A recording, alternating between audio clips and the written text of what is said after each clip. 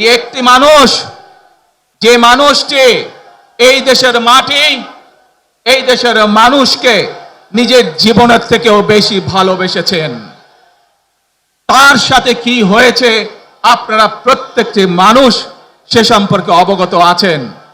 সন্তান হিসাবে আপনাদের কাছে আমি চাইবো, আজ আল্লাহর দরবারে আপনারা দোয়া করবেন যাতে আল্লাহ ওনাকে তৌফিক দেন, উনি যাতে সুস্থ হতে পারেন।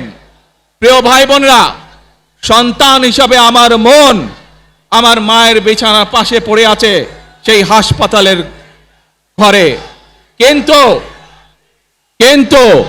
সেই মানুষটি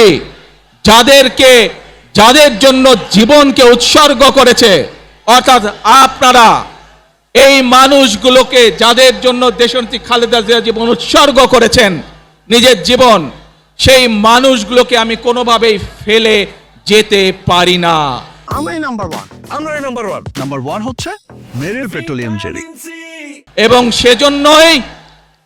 সেজন্যই আজ হাসপাতালে যাবার আগে আপনাদের প্রতি সহ টেলিভিশনগুলোর মাধ্যমে যারা সমগ্র বাংলাদেশে আমাকে দেখছেন, আপনাদের সকলের কাছে কৃতজ্ঞতা প্রকাশ করার জন্য আজ আমি এখানে দাঁড়িয়েছি আপনাদের সামনে। প্রিয় ভাই বোনেরা, আসুন আমাদেরকে আজকে নিশ্চিত করতে হবে, আমরা যে ধর্মের মানুষ হই, আমরা যে শ্রেণীর মানুষ হই, আমরা যে দলেরই রাজনৈতিক দলের সদস্য হই অথবা একজন নির্দলীয় ব্যক্তি হই, আমাদেরকে নিশ্চিত করতে হবে যে কোনো মূল্যে আমরা আমাদের এই দেশের শান্তি শৃঙ্খলাকে ধরে রাখতে হবে। যে কোনো মূল্যে যে কোনো বিশৃঙ্খলাকে পরিত্যাগ করতে হবে। যে কোনো মূল্যে আমাদেরকে নিশ্চিত করতে হবে যাতে মানুষ নিরাপদ থাকতে পারে।